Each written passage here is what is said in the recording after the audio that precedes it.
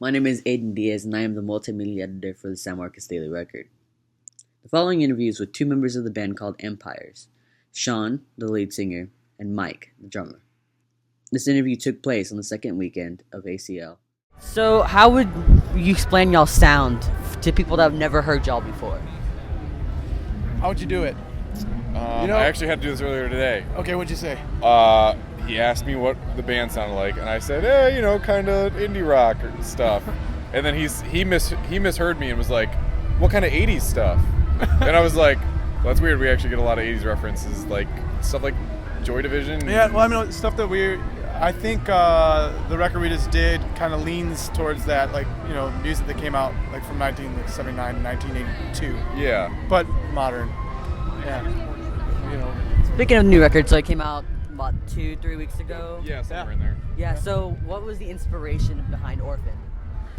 So the record came at a time, we just did our record previously, we self-recorded that, and we were we did a quick touring cycle after putting that out, and then didn't quite know there wasn't an inspiration, like we weren't like sure of where we were going. So I kind of holed up and wrote what I thought were like some pop songs, like just to get some writing out. Didn't know if these guys were going to necessarily be into them, sent demos to these guys, and they were definitely into them, and that's then we sort of got together and started forging what was the record, but kind of just was, I was just writing to write, really. I wasn't writing for a record, wasn't writing for even the band, and then things started to sort of come clear once everyone got behind the songs, so make them a little bit more rock and roll, less poppy. So how is ACL treating y'all? I mean, y'all have already done 2 shows for the 2 weekends. Yeah, it's been. Today was a little worrisome. Like when we got here, it was pretty gloomy. Our set was in danger. The set was in danger, and but I mean, we got to play, so that was awesome. And it was more comfortable this week than last week. Last week we were, just being thrown into a new environment, and this week just felt a little better. Yeah, no, it was fun. We had the whole week here. These guys went down to Padre, so we kind of made a thing out of it. Yeah, we drove through San Marcos. Oh, yeah. See? Cool. So, what were looking back 2 weeks ago, what were your initial expectations for ACL? For today? Well, for ACL in general. Oh, ACL. Yeah. Coming on the heels of a release, we just and we've been touring, so I just expected us to kind of hit that groove, which I think we did. Yeah.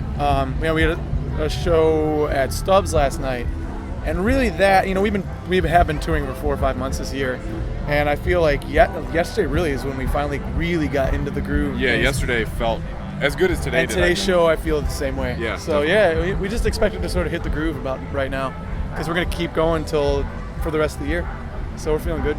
Cool. So I went to Twitter and I asked y'all's fans, what they want to hear from y'all. So it's about that. It's gonna be about the Cantaloupe lyric. All right.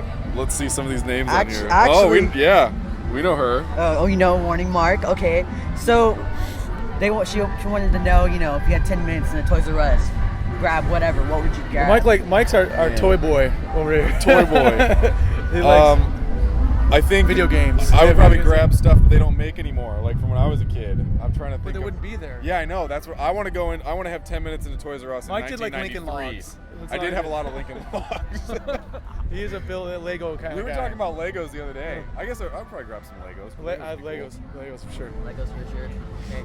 From the same person, how would you entertain yourself for a 7-hour drive if all of y'all's phones were dead? Oh, Jesus. Well, we have this game called Name That Bee that Mike invented. Mike, what are the rules? Okay, Name That Bee is the dumbest game on earth, and you basically, I'll give you an example. Like, a question would be, this bee is married to Jay-Z, and the answer would be Beyonce. But it has to have the B, like the strong B sound in it. And so we actually, how long did we play it for? We played it for like 4 hours one day. It was horrifying. Yeah. But we can come up with stupid games, I think. We can keep going. Like, this bee is a villain in Ninja Turtles. What's his name? Bebop. We did that one, yeah. So that's Name That Bee. Now you know.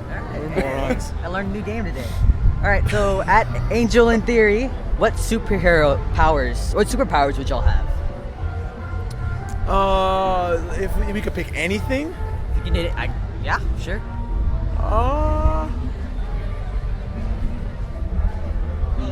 There's a bunch. Obviously there's. I think the there's fly repercussions thing. that come with a lot of them. Like, okay, the first thing that came to my mind was invisibility, but then that has like some creepy you wanna be a connotation. creep, yeah. that Alright, is really. so So, Mike wants it to would be a not creep. be invisibility. I spaced because that's the first. Sorry, that's the first thing I thought of, and I'm like, I'm not gonna say that because that's Invisibility? creepy. But Yeah, you said exactly. that. I'll take it. That's fine. I don't know. I'd like to jump really high, like really high. That's and be able to breathe. You'd basically like to- I want to be able to breathe in space. I was gonna say that. I was gonna say I want to be able to survive in space. Yeah. I guess I would have to be able to fly to get there. So. Yeah. So I want to be able to jump to where I don't need gravity anymore, and be able to breathe in space. That's it. I don't want to be able to like take money out of thin air, or like even fly. Really fast runner or something. Yeah. Nothing like that. Yeah, I think the space one's good. Just want high hops. All right, cool. At Jude Love, what would your Patronus/animal companion be? What was the first thing? But Patronus, like What Harry is that? Potter, like Oh. yeah. See, Okay, so give me an example of that. You're gonna have to answer in Harry this. Potter. in Harry Potter, his Patronus is like a deer type animal. I can't even tell you exactly what it is, or a spirit animal. I did one of those spirit animal things one time, and I think I got something really Like a dumb. bear or like something, no, koala I got bear. like an aardvark or something really like an anteater, something really dumb. Oh man, see a lot of those dead on the road in Yeah. Texas. Careful there, dude. So you got roadkill as your spirit animal. Roadkill is my spirit animal. Yeah, man, I don't know. I don't know why I'm thinking about snakes. I that's my number one fear is snakes. Maybe that's a. Maybe that's what I have to confront my spirit animal.